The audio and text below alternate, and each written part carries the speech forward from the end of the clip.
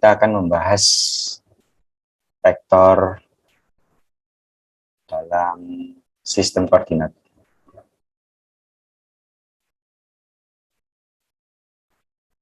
Di bahasan-bahasan yang telah kita bahas tadi, kita masih belum membahas vektor-vektor tersebut dalam sistem koordinat gitu ya.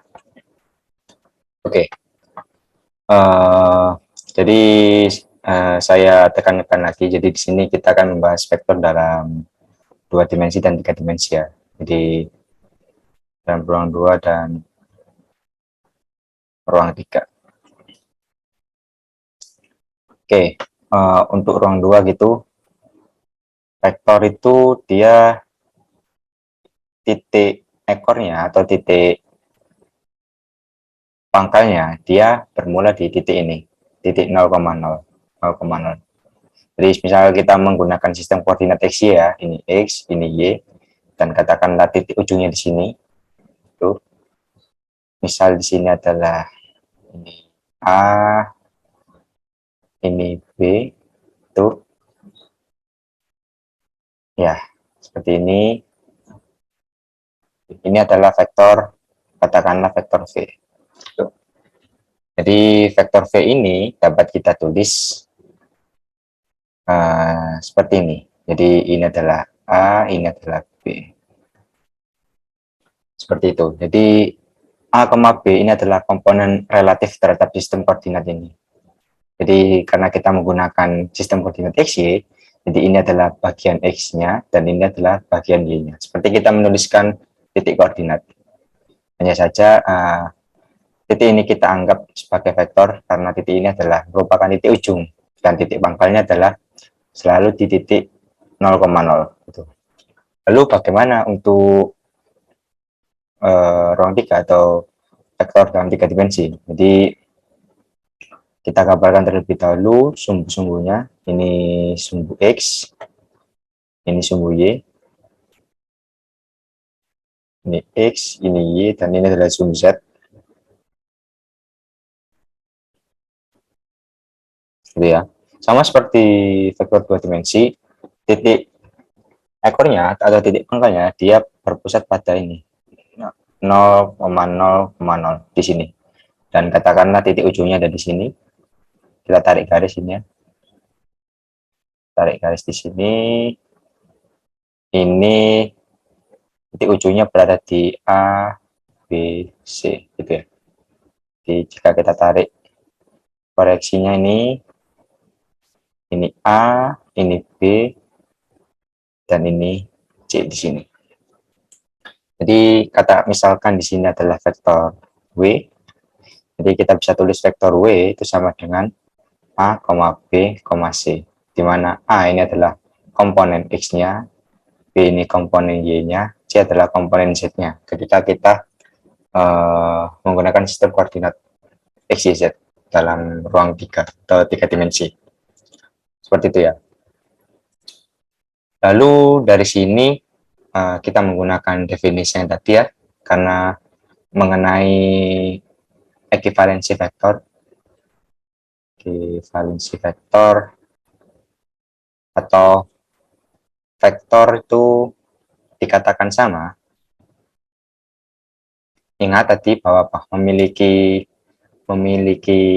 panjang dan arah yang sama. Nah, kalau di sini, jika kita menggunakan dalam sistem koordinat, maka tiap komponen elemennya, elemen penyusun vektornya ya, penyusun vektornya, itu sama.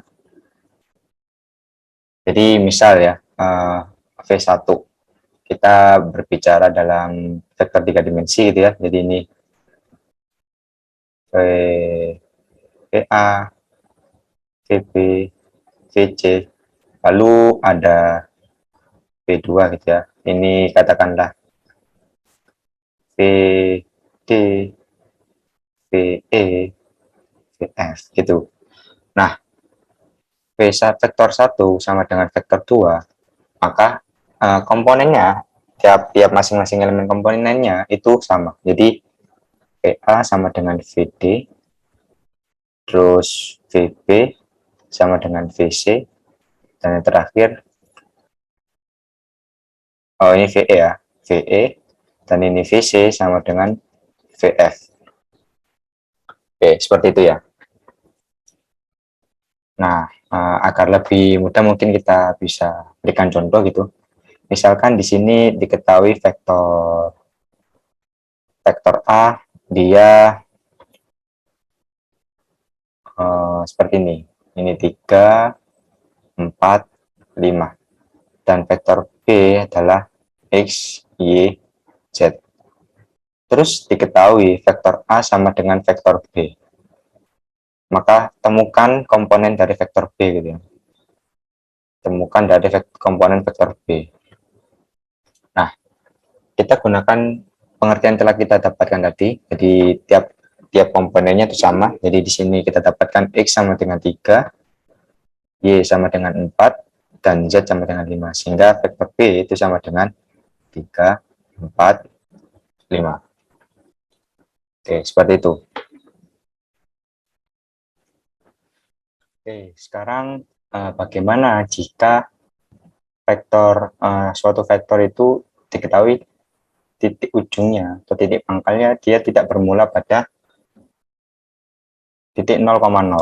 Jadi misalkan di sini ya, misalkan ini adalah vektornya, ya berpangkal di titik P1, misalkan X1, Y1, dan berujung pada titik P2, misalkan titiknya adalah X2, Y2, seperti itu ya. Nah, kita dapat cari vektor ini yang merupakan vektor P1, P2 ya, itu dengan cara kita tarik titik pangkal ini ke titik 0,0. Misalkan kita menotasikan titik 0,0 itu sebagai titik O ya. Jadi di sini merupakan vektor OP1, dan misalkan kalau kita tarik garis ini ke titik ujung P2, ini anggap saja lurus gitu ya. Jadi ini adalah vektor OP2. Maka dengan menggunakan aturan segitiga ya, didapat OP1 ditambah P1 P2 itu sama dengan OP2 ya. Karena kita ingin mencari tahu vektor P1 P2, kita dapat vektor dari P1 P2 adalah sama dengan OP2 dikurangi OP1. Karena vektor OP2 adalah X2 ya, X2, Y2, dan ini OP1 adalah X1, Y1. Jadi kita bisa mengurangkan, kita dapatkan X2 minus X1, Y2 minus Y1. Jadi vektor yang tidak berpangkal di titik 0,0 kita dapatkan dengan cara mengurangi titik ujung dengan titik pangkalnya. Seperti itu. Hal ini juga berlaku di vektor 3 dimensi ya. Jadi kita tinggal menambahkan komponen Z ya. Di misal dia ada di sini gitu. Katakanlah vektornya ada di sini. Jadi ini adalah P1, P2 gitu ya. P1-nya adalah X1, Y1, Z1, dan P2-nya itu adalah X2, Y2, Z2. Maka vektor dari P1, P2 itu sama dengan X2 kurangi X1, Y2 kurangi Y1, dan terakhir Z2 kurangi Z1. Seperti itu ya. Oke. Selanjutnya kita beranjak pada operasi pada vektor ya, operasi vektor. Tapi operasi vektor ini dengan sistem koordinat. Jadi operasi penjumlahan ya, kita mulai dari penjumlahan vektor. Itu dapat kita peroleh dengan cara menjumlahkan komponen masing-masing komponen dengan komponennya. Jadi misalkan ada vektor A gitu ya. Vektor A itu sama dengan A1, A2, A3, dan vektor B itu adalah B1, B2, B3. Maka penjumlahan dari vektor A plus B itu sama dengan A1 ditambah B1, A2 ditambah B2, lalu A3 ditambah B3. Gitu ya. Komponen dengan komponennya. Lalu untuk pengurangan vektor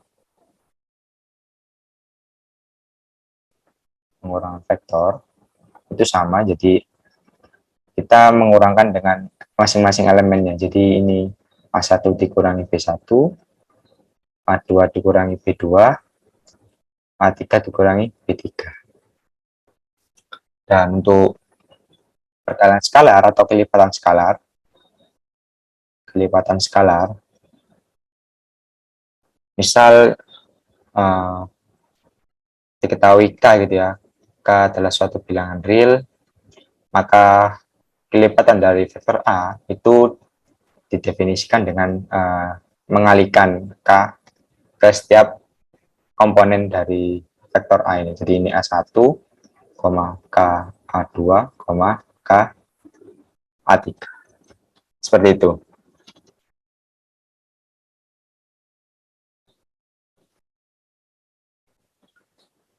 Oke, selain itu dalam penulisan notasi vektor kita bisa menggunakan cara penulisan dalam bentuk matriks ya. Misalkan tadi vektor A gitu, vektor A kita tulis dengan ini A1, A2, A3 gitu ya. Kita bisa menggunakan matriks baris gitu ya. Matriks baris. Jadi dia akan menjadi seperti ini. Ini vektor A sama dengan A1, A2, A3. Atau kita bisa menulisnya sebagai matriks kolom, yaitu sebagai ini. Ini adalah A1, A2, A3. Dan misalkan kita kenakan operasi pada vektor, itu pun juga masih sama ya, dalam artian masih konsisten gitu. Jadi kalau kita jumlahkan gitu ya, vektor A tambah vektor B, bila kita menggunakan matriks kolom gitu ya, jadi ini A1 tambah B1, A2 tambah B2, A3 tambah B3.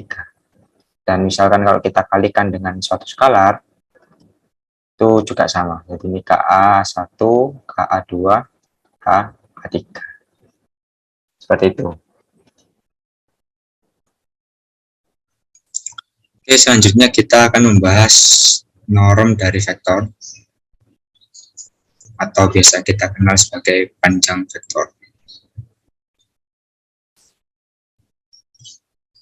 Oke, jika kita membahas vektor pada dua dimensi gitu ya, seperti ini, katakanlah ini vektor A itu, maka panjang dari vektor A yang kita notasikan dengan ini, gitu ya, kita dapat cari dengan menggunakan rumus Pitagoras itu ya.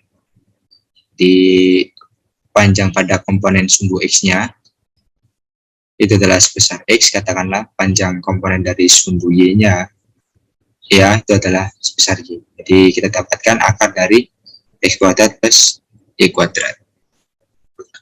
Seperti itu. Lalu untuk vektor 3 dimensi gitu ya, vektor 3 dimensi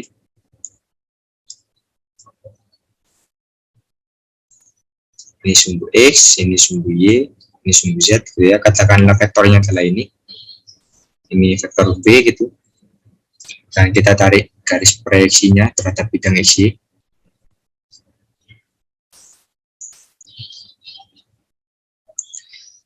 Dan ini katakanlah sebesar X panjangnya dan ini sebesar Y, maka garis ini memiliki panjang akar X kuadrat plus Y kuadrat.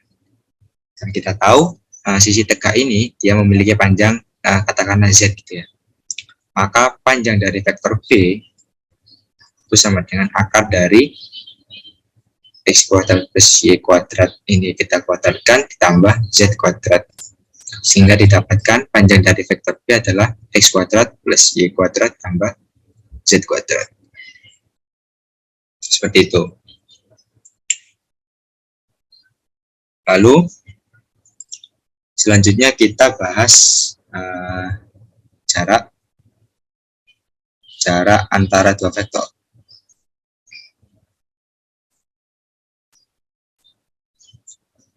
Oke, jadi misal di sini kita punya vektor dalam ruang 2.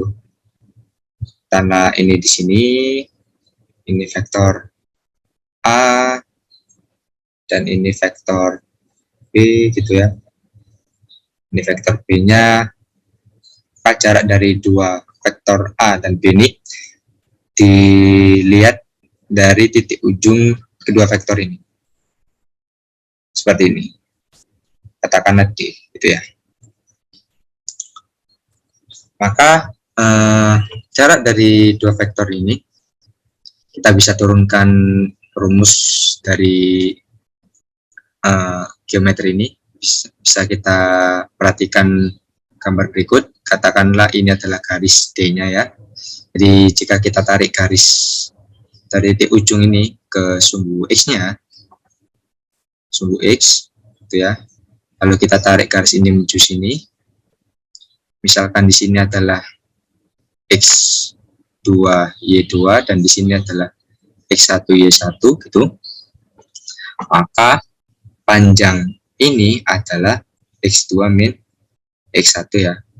Dan panjang ini adalah Y2 min Y1. Sehingga jarak atau panjang dari titik X1, Y1 ke titik X2, Y2 adalah akar dari X2 min X1 kuadrat ditambah Y2 min Y1 kuadrat. Dengan demikian kita bisa menggunakan ini, penurunan dari rumus ini, untuk mencari jarak antara dua vektor. Dan kita notasikan jarak antara dua vektor adalah D, A, B. Itu sama dengan panjang dari vektor B dikurangi dari vektor A. Seperti ini. Sehingga ini sama dengan misal kalau vektor A ini dia mempunyai titik A1, A2, dan B ini adalah B1, B2 gitu ya. Maka ini adalah B1 dikurangi A1 kuadrat ditambah B2 dikurangi A2 kuadrat. Seperti ini.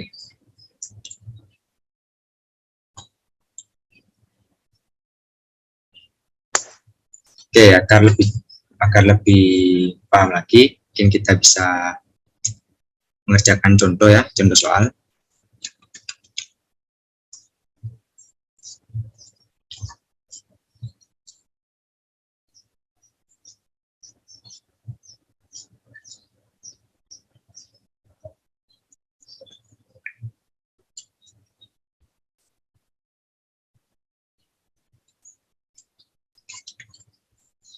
Oke, di sini misal vektor V, diketahui vektor V itu mempunyai komponennya adalah 2 gitu ya. Temukan norm dari vektor V. Oke. Penjelasan. Kita bisa gunakan rumus tadi, yang ini. Jadi mudah saja, panjang dari vektor V itu sama dengan akar dari 2 kuadrat tambah 2 kuadrat tambah 2 kuadrat. Itu sama dengan 3 kali 2 kuadrat. Sehingga 2 akar 3. Oke, udah.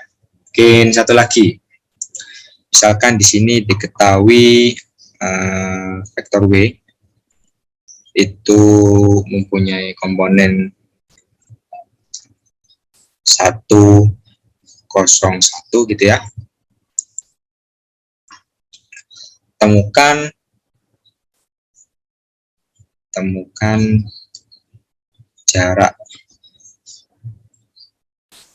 jarak antara vektor W dan vektor V. Tuh. Oke. Penyelesaian.